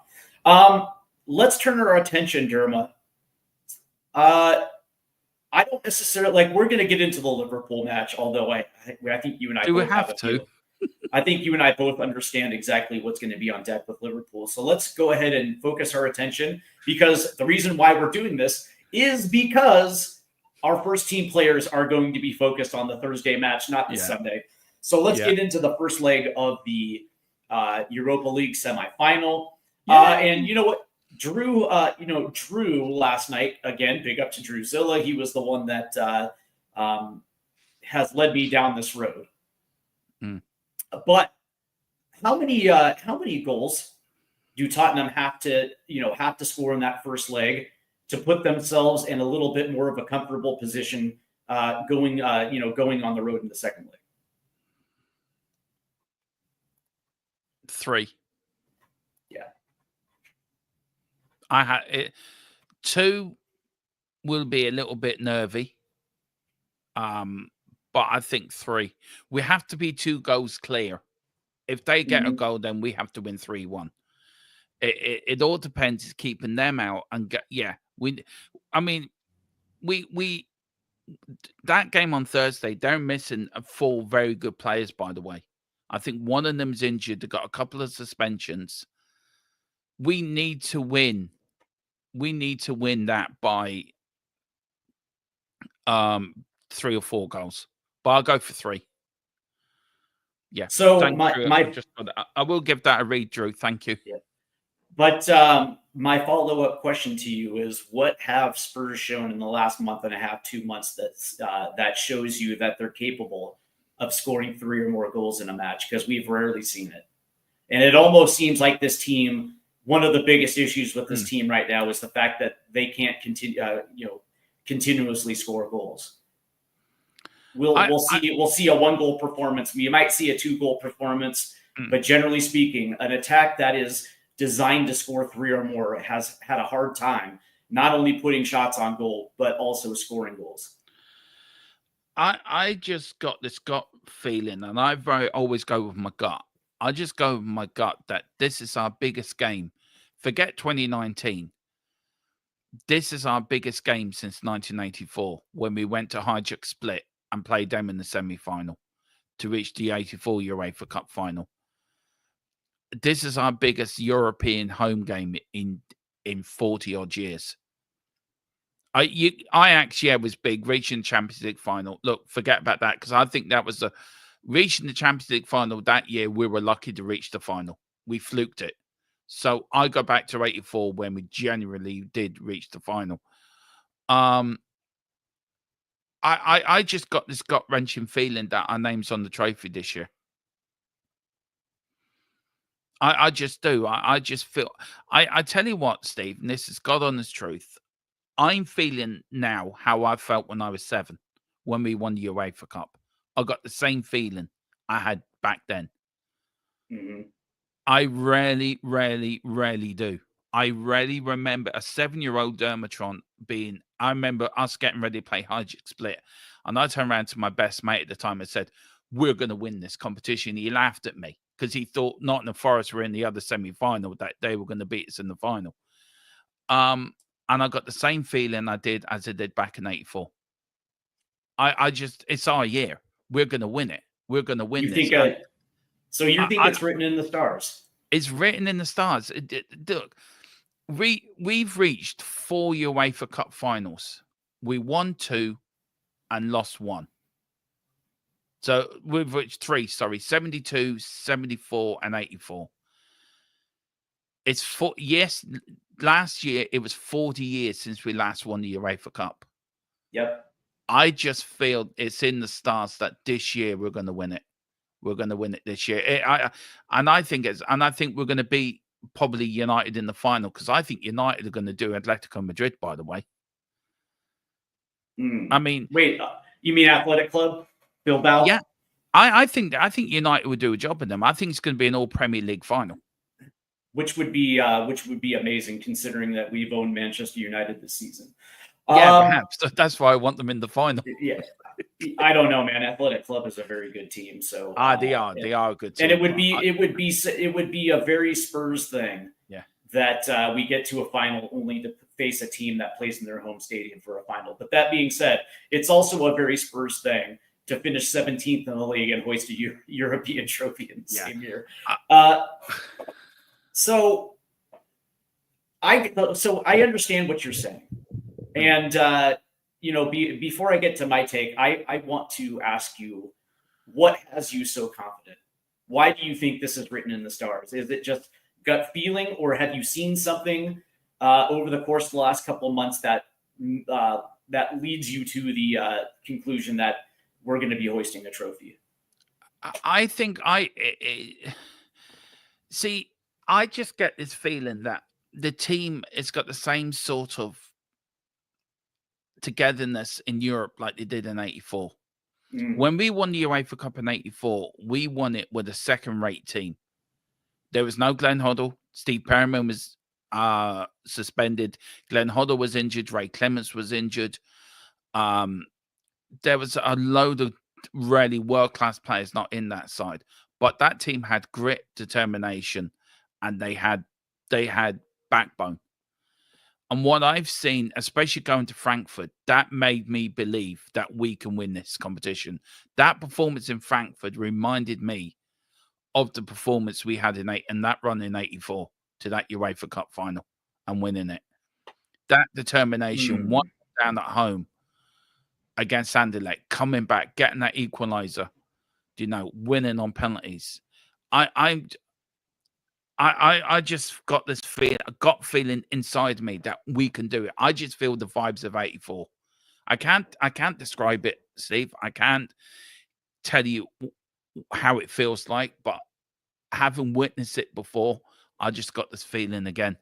Yeah, they all think I'm on. Look, can I just state something? This is Coca-Cola. No special Irish juice in it, by the way, guys. Wayne and Carl. I think there might be. I tend to think that there might be some Colombian Coca-Cola in that bottle. I'm just messing with you. So here's what I will say, and the one thing that makes me more optimistic is that we've actually been very good in cup competitions this year and Europa. I look back to the League's Cup run where we took out Manchester United and Manchester City on the way to a semifinal, and we beat Liverpool at home, and we got ourselves to within 90 minutes of Wembley in the League Cup. Now, granted, when we were smack dab in the middle of our injury crisis, we got dummied by Aston Villa in the FA Cup. But that being said, I also look at this run, and we've actually played incredibly well this season in Europe. So that gives me a little optimism that that there could be something special. I think a lot of people felt that Eintracht Frankfurt was actually really the team to beat in this draw, and that if you can get past Frankfurt, your road to Bilbao is going to be less painful than it would be had we actually met up with Frankfurt in the semifinal. That being said, I don't put anything past Bodo Glimt. That is a good football team. Now, do they have the talent to match us like for like? No, because they don't spend the type of money, and then also it's going to be a hard sell getting people to make their home in Bodo, which is like what, 50 miles above the Arctic Circle. It's a really it's a real hard sell for them to get top level players to go to Norway. But that being said, look at their road. Look at their history in Europe. Look at the road this year at which they got there. You look at their form in their league, and you understand that, they don't have the upper echelon talent, but that's a team that plays extremely hard together. They don't have your mic is off, by the way. Sorry. They don't have one or two players that they rely on for goals and to get wins. That team plays incredibly hard together. And what they do is from the opening whistle, they make it tough. They have that mentality where if you're going to beat us, you're going to have to earn it. Yeah, you do. Look, I'm not disrespecting our opponents, by the way. I think they've done very well to get where they've got to, by the way. And beating Lazio as well is no mean feat, because I always said Lazio was a team to beat. But what fears me is they play on a plastic pitch. I mean, have you seen some of the prices to get there, by the way? I have, actually, yeah. It's 1,300, 1,400 quid. Just to go to a match day. Even as me, as a passionate sorry, Carl and Wayne. I know. I'm looking at it. Yeah, I'm looking at it. But I just look. You're right not to disrespect our opponents. It's a very dangerous road to go down, and you are right by that. And I think you're right to bring up the points you're bringing up, Steve. You're bringing very valid points. Just to add one more thing on why I think we're going to win this is in '84 we beat an Italian side and we beat a German side on the way to winning that tournament. We've beaten both nations, Dutch side and the German side. We've beaten both nations in that on our run to this. This is why also I think it's in our year. I think we may lose the second leg. I actually do. I think they may do is that this is why it's so important to put the tie to bed in the first leg. 100%. Then we could go out there with no sort of worries, so we can go out and enjoy ourselves. But this is my biggest team. fear though is because we have zero consistency when it comes to our attack, and knowing that it's going to take 3, possibly 4, in order to offset whatever happens in Norway. That's my biggest fear, where you're running up against a team that will make it hard for you to score goals, because they're angling to be able to win it on their home pitch. That's what they're angling to do. And that's why that's why I'm like, okay, well, it's like, yes, I also do believe that we're going to win Europa, but I actually think this first leg is going to be probably one of our toughest tests of the year. I think so. I really believe that. And you know, the thing about when you run up against these type of teams that are going to make it hard, it really tests your heart. And one of the things that Tottenham, I don't know how you feel about this, but one of the things that I have not seen this year is a team that has not only made it tough, but it requires this team to go above and beyond. Maybe the second leg in Frankfurt did it for you, but it requires you to not only be excellent on the pitch, but it also requires you to get into a second gear that maybe you didn't know that you possessed in order to get that result. And that's the way I look at this first leg. It's like, do Tottenham Hotspur, these players possess the ability to not only move forward in one direction as a team, but do they have that second gear where they can, where they're able to pop in a late goal or two when they, like if the match is tied going into the 80th minute, do they have that killer instinct, Derma, where they can score, they can score 2 and put this thing out of reach in the last 15 minutes? If I'm being honest, nothing this season has said we will. I mean, we've had the season from hell, by the way. Big up to you, Johnny. You're a legend, man. I don't think so. Do you, Steve? Have we done that this season at all? I don't think we have. We've blown teams away, like Man City away. We've beaten Man United, and they're one-off games where everything's gone right in the night. We need a Man City performance on Thursday, I think, scoreline, I think, to make it easier. But I think Frankfurt was the first time this season that we saw the team play as one. Everyone was a one. The fans, the players, the manager, everyone was one unit. And we need that sort of performance now between now and the end of the season. And it starts. It starts Sunday. It starts tomorrow against Liverpool. That's where it starts. One of the most disconcerting things that I've noticed this year is that there is no carryover. No. Whether we blew out Man City, there was no carryover to the next game. So whether that's heavy rotation for Ange Postecoglou or whether they just decided not to show up that day. Like, that's what I was really curious to see against Forest.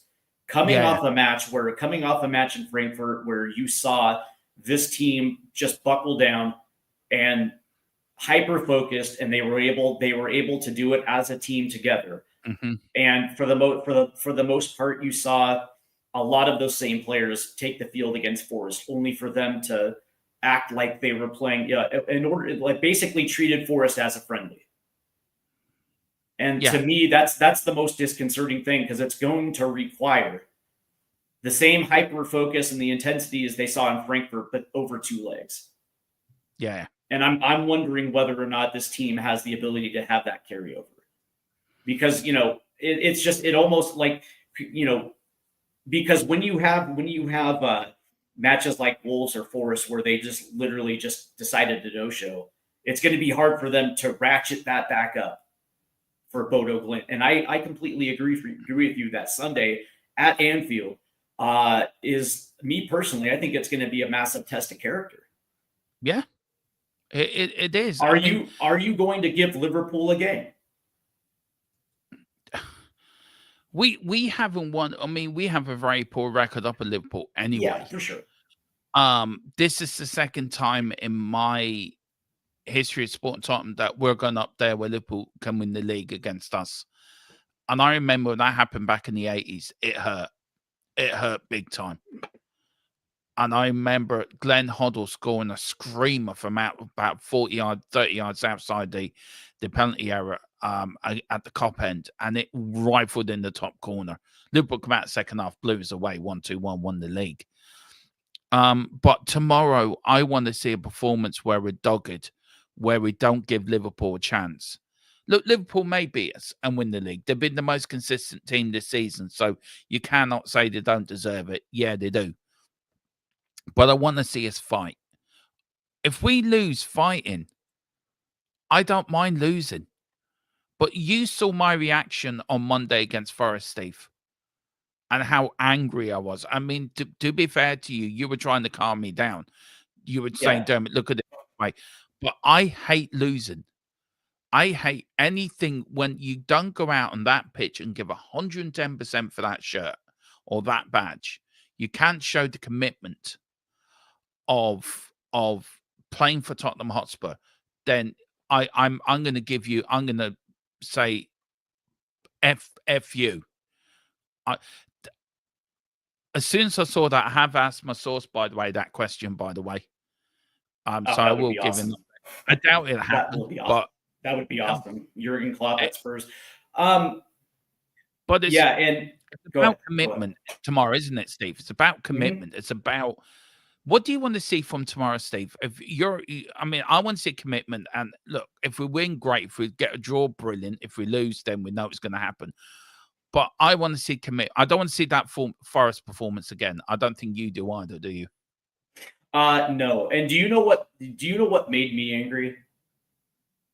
It wasn't the loss, because I can handle losses, right? Especially if you play 110% to intensity and you make it tough and you make Forest earn it. And if they beat you, so be it. You know, like those losses will happen. But what pissed me off is the fact that this team takes its fans for granted. You know, like they're just going to show up. They're going to spend their hard-earned money, or, you know, big up to those fans that are going to make the trek to Norway for the second leg. Big up to you as well too. But the fact that when you see performances like that, it insults our intelligence. Yeah, it does. And it lets you know that you're taking us for granted. That's what pissed me off. I want that's the thing.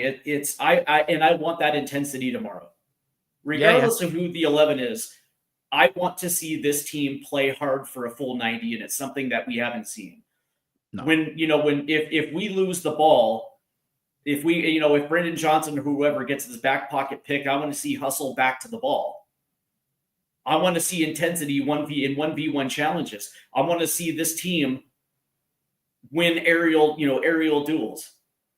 I want to see this team. See, I want to see this team turned on in set pieces. I want to see a defensive focus where you're not going to allow cheap goals, to slow Gasai or Mo Salah, or just allow them just to turn corners and put passes into the box. Because if that's the type of team that shows up tomorrow, Liverpool will shove 4 goals up our ass, and it won't even be a contest. And I said this last night, that if this is the way it is, that our first team is more focused on Bodo Glimt than the league, then I do want to see the youngsters play, because at least you're going to get that intensity and fight from the young players. You are. At least you're going to see that. But I also understand that Ange Postecoglou is in a situation where he's probably going to try his best to put his best 11 out there, and then heavily rotate either at halftime or in the 60th minute. So so certain players will get their sharpness ahead of Thursday. But that being said, it's like you're going up against a Liverpool team that is trying to win the league on their home ground, off your back. So what type of fight are we going to see? Yeah. Are they going to treat Liverpool as a friendly? Are they going to play it like we need to beat Liverpool for the Premiership? That type of aggression, that type of arrogance, that type of hyper focus. That's the I guess to put a bow on this, I guess that's the $1 million question, Dermot? It is the $1 million question. But for me, right, it's all about look, for me, the Premier League's your bread and butter, right? And I've just got 100%. here. We're 16th at the moment, right? For if we finish in 16th, we get 11 million euro or 11 million quid for finishing in 16th. If we can finish, I don't know how far we can finish. Say we finish 14th, right? That's 15.4 million. So you're already there, gaining yourself an extra, 4 million. The winners of the Premier League get 44 million for finishing in top. So look, Champions League football, 4th place, 37.4 million. So there's a drop off there already of, say, finish 14th, of 15 million that you're losing out on. Anyone that says the Premier League doesn't matter, the Premier League does matter. It's your bread and butter. You have to take it seriously. Everyone's saying, "Oh, just forget the league and go for the Europa League." I'm sorry, I don't agree with that. I don't agree with it either. The Premier League is your bread and butter. That is where you make your money. That is where you play every week, week out. Playing in Europe, playing in the cups, they're bonuses. And if you win 100%. them, brilliant. But your Premier League is your bread and butter. And Ange Postecoglou in the Premier League this year, do you know this is his lowest place he has finished in his whole career? 12th was his lowest, I think, for Yokohama in his first season at Yokohama. He finished 12th. It was not acceptable, and it wasn't and it wasn't acceptable. Look what happened the very next year. He got rid of players that were considered a cancer, and Yokohama goes on to win the league in the very next year. I 100% agree with you, and your focus should always be on the Premier League. And that's what concerns me for tomorrow, that this team is going to be more focused on Thursday than Sunday. And the biggest issue is like also messaging. Ange Postecoglou's message has to be on point. Yeah. You know what I mean? He got it on point away at Frankfurt, by the way.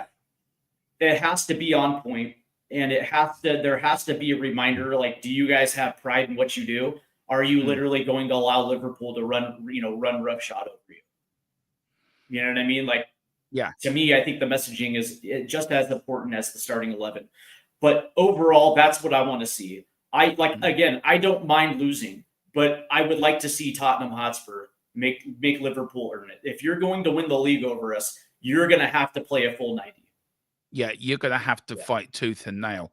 For that. I mean, even winning the Europa League, right? We get 13 million for winning the Europa League. 7 million euros for finish runners up, and 4.2 million for finish in the semi-finals.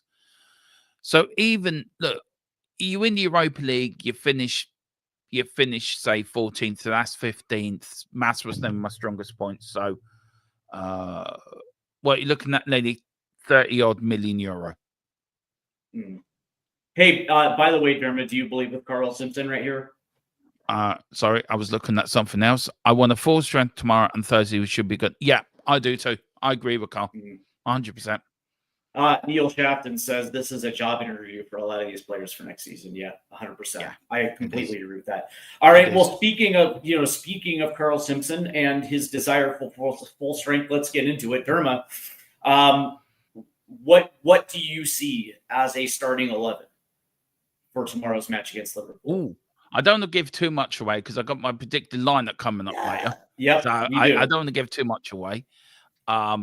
But I just say for a little appetizer, a little wet, just to wet your appetite.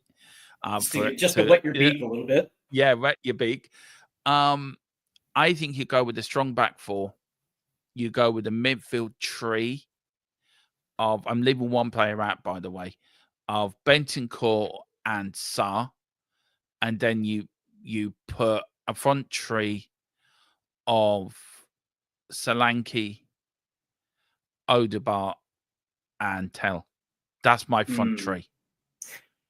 I don't play Johnson. Johnson's on the bench for me tomorrow. Yeah. So I'm gonna. This is my projected lineup as of right now. But that being said, as the day goes through, and before before I submit my starting 11 for you. And of course, we're going to be covering that later today, I believe, on Tottenham Hotspur Till We Die. I agree with you to an extent. Like, I don't mind. And Neil Shafton, I think I might be. I know you might be joking there, but if you have a player that's making 165 million pounds per week, Timo Werner probably wouldn't necessarily be out of the question. But for me, I agree with you to an extent with the back four. I do believe Vicario will start in goal because there's no other reason to think that he wouldn't. And my fullbacks this week are going to be Destiny Udogie on the left and Jed Spence on the right. I think this is where Pedro Porro gets set. Ahead of Europa League for the first ahead of the first league, that's kind of where you're going to see certain players get a breather. My center back pairings tomorrow are Kevin Danso on the right, and I also think that in context, this would be an opportunity to give Christian Romero a breather.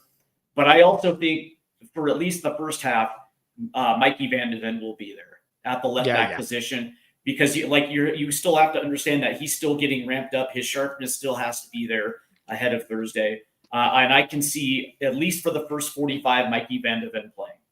Yeah. My midfield three, this is also where James Maddison gets some minutes. He was held out against Forest. And I think this would be, at least for the first half, an opportunity to get James Maddison get his sharpness back up. But it's also, we're going to need creativity against Liverpool. You know what I mean? Like that. Like creativity is going to have to be there. My second 10 is going to be Dejan Kulusevski for the obvious reasons. We not only have to get him ramped up to a full 90, but as far as sharpness goes, that's still something that he's working on. And again, it could be just 45, 50 minutes for Dejan Kulusevski to make sure that he gets enough of a breather before Thursday. And my CDM, this is where I'm resting. This is where I'm resting Rodrigo Betancourt, and I'm giving Lucas Bergvall the start. And again, it's the same situation with Bergvall is with Maddison. There's going to be an opportunity to bring him out early in the second half or at halftime, depending on how that first half went. And my attacking three is Matisse Tell, Dominic Solanke, and Wilson Odobert. Because I have a sneaking suspicion that Brendan Johnson will be starting on Thursday. I don't know how you feel about it. And my first off the bench is going to be Richarlison.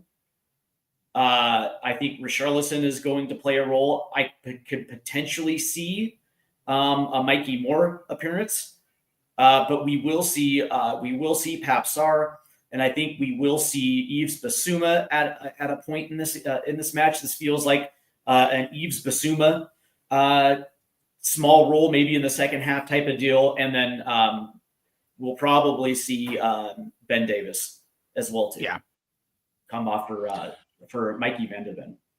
Yeah, I sort of agree with that. You're not far off actually on that. I just want to see a performance tomorrow, Steve. I don't care who plays. I just want to. We didn't get that on Monday, and that angered me. That's what angered me the most. We just players didn't care. And if you look at stats, right, this is a really good point. I want to bring up. Do you see what you think? You look at the stats on Monday. That stats. If anyone was looking at the stats and didn't see the game, they'd have thought we battered them. We battered them. It's just for a lack of taking our chances. But it was like I said it in commentary, the watch along with you. We huffed and we popped, but we just couldn't blow the house down. And I don't think I think the players were scared to put in tackles to 100% to make that extra yard because of this UEFA Cup semi-final that's coming up. Are we going to get the same performance tomorrow? I think we will. The players out there, I think he should play. The players are not in any contention to play on Thursday. And I think you're going to see heavy rotation tomorrow. We may want all the strong lineup, but I think we're going to see heavy rotation tomorrow. I really do. The crazy thing about Manchester United, they make no bones. All their baskets in Europa League. Yeah. And when it comes to league games, they just rotate and play kids, which I also would not mind if that happened tomorrow. But that being said, you brought up those numbers.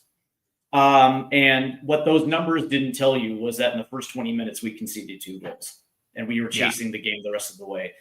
We also got a little bit better in the second half as we got into it, but we weren't starting to actually be dangerous until like the 75th, 80th minute.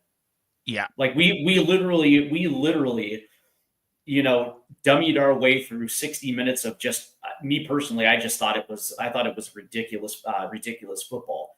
When we talk about showing up tomorrow, I would love to see this team finally start on the front foot and be aggressive early. Yeah. And not worry necessarily about getting caught out. Because the interesting thing about this is that, and again, I feel like I'm a broken record on this, that how an Ange Postecoglou attack works is full commitment of getting players forward, making runs into the box, making defenders peel off, and having to fill that, to fill those gaps and fill those channels. And what that allows you to do is it gives you better passing options. If you're attacking down the right side and you have Dejan Kulusevski attacking the box, defender peels off Solanke to come fill that channel, and you have the overlapping attack from either Brendan Johnson or Pedro Porro, or you have the inside distribution to either James Madison or Dom Solanke, depending on who made the cut into the box. That's how it's supposed to be designed. And when you play that way, you get shots on goal. You get chances for rebounds. And it's something that we haven't seen, because I really do believe that we have a lot of players. And because they're ball watching is because they're worried about getting caught out. And they're gonna have to break backwards and make sprinted runs in order to cover it, a ball over the top, whatever the case may be. And I think that's why this team has been tentative. I think that's the team why we have not seen a lot of goals scored. And listen, let's understand that the season, as far as the Premier League season, it's pretty much a wrap. We know for a fact we're not finishing the top 10. So throw caution to the wind. Yeah. And take chances. And just be that, and be that bully on the attack. And if you get caught out, if you get caught out, guess what, man? You get caught out. It is what it is. If you lose fighting, I can accept that. Right. But you know what though? I would love to see this match be a banger late in the 80th minute and the score's tied 4-4. You know what I mean? Just throw, I know it's not going to happen, but throw caution to the wind. Right. You know for a fact your focus as intensity is on Bodo Glimt. That's great. So why not just have fun? Have fun with football again. And get back to the Ange style attack as that we saw at the beginning of last season, or for that small little purple patch that we had earlier this year from late September through October. Just be that team again for one day. Yeah. No, I agree. I totally agree with you. I just want to see a performance tomorrow. But look, we have to see what happens, don't we? We have to see what happens. So we're getting to that very end of the show, and I'm kind of curious to see what the chat says as well too. Early predictions from the Dermatron. I said in my channel prediction to Dave's channel, I went 1-1. I'm going to stick with that. I'm going for a 1-1 draw. I'll take that. A 1-1 draw. So we're getting a result at Anfield, which has been historically a hard place to do it. So I think on Drew's show last night, I did predict a loss, and Dermot, it's all depending on which Tottenham Hotspur show up. Yeah. If there is a team that's committed to playing a hard 90, I can see a 1-1 draw. Yeah. if it's the team that we saw against Wolves, against Forest, it's probably going to be a 4-1 loss. Yeah. So I'm And going to then split the difference and say, actually, I'm going to go right with you. 1-1 draw. Yeah. Then if we lose, then all this BS starts again about Ange Postecoglou and all the pressure. Do you know? And I think it's the big. I think. Look, I feel sorry for the man. I really feel sorry for Ange. I love Ange, and I look. There's a certain individual out there that thinks every other channel is Ange out, and we're all shitting on the team, and we're not. We're being honest about the team. We're being honest about how we feel. We're being honest about what we're seeing. But none of us. Well, I know I do. I know Steve does. I know Carl does. I know everyone in our chat does on both channels. One chance to win the Europa League. We all want him to win it. I just want him, if he stays or goes, to win a European trophy. And can you imagine a Super Cup between a North London Derby Super Cup between Tottenham? That would be fantastic. It would be fantastic.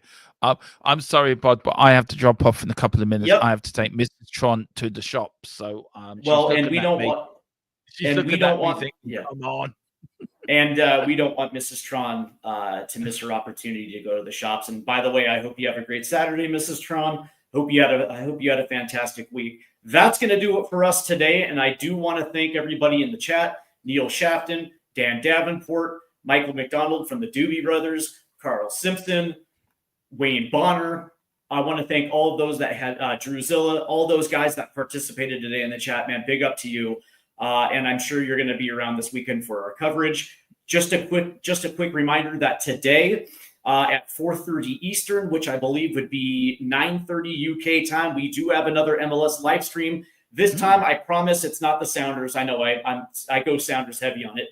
It's going to be the New York Red Bulls versus CF Montreal. A good little Eastern showdown. And for me, the intrigue is CF Montreal because they have a very good young team that's worth watching. So we're definitely going to get into that today. Tomorrow, obviously, we have our pre-match build-up. We have the watch-along. We have the final score. But Derma, quickly though, is there a nice little show on the horizon this afternoon? Is there like a little secret sauce today? No, there's no show tonight. Very funny, Carl. Very funny. Ha ha. This is Carl's usual standard joke with me. It is. This has been going back years, that joke. No, there'll be a predicted lineup and our pre-game thoughts, and then no, I'm taking tonight off because I'm doing the political show at 4 over Dermot's Democratic Rats. Me and Mr. Brady will be covering. The question we're asking is, when will Ireland be united? There was an article put out last weekend on the anniversary of the Easter Rising about a border post, and we're going to talk about that. We're going to talk about the Pope passing as well, and the complicated things they have to go into to pick a new Pope, and does religion have meaning anymore in the world? Maybe I might show up for that. That sounds like an interesting conversation. Yeah, it is. I'll be glad. I'll send you the link. But great to have you on. Also, we're going to talk a bit about Donald Trump, a bit about the Ukraine and Russia war. Apparently, there's something happening there. So we've got a few conversations me and Mr. Brady will cover. Good. But yeah, there'll be a particular lineup out later, guys. There will be a pre-game thoughts out later as well. And of course, I think we're starting our new type show tomorrow. We're doing an hour's build-up before the game. Yep. And then what we're going to do is I'm going to bugger off for 10 minutes to go. Steve will probably carry on. And then you all come over and join me and Steve over on the watch along. So we're going to try something new tomorrow. So join us for that. We'll be on at what time's kickoff? Is it 4:30 tomorrow? That's a good question. I believe it is. Let me go. I think it is 4:30 tomorrow. So we'll be on at 3 tomorrow for you now. Yeah, it's gonna be at 11:30 my time, 4:30, Yeah. 4:30. Yeah. Yep. So we're on a half tree tomorrow for Tottenham Team Talk. It is returning. Tottenham Team Talk is returning. The show that we started, and then we're going to do watch a lot and final score. So we're going to be busy tomorrow. So I need to rest up tonight and watch the boxing. That's what I'm so that is what's on tap. You can also find us on Twitter, Tottenham Hotspur Football Club Till We Die is on Twitter, and you can also find me on Twitter at Stateside Footy. So there's multiple ways for you guys to get a hold of us to talk football. That's going to do it for us, Derma. Thank you again. It was great. I always enjoy it. Again, thank you to those that tuned in. Thank you to the chat, and of course, this is just the kickoff to the weekend versus Liverpool. So definitely stick around. This channel is going to be on fire this weekend. You guys have a great Saturday. I hope you guys enjoy your weekend. Take care. Take care. Come on, you Spurs. Some lanes are far and wide.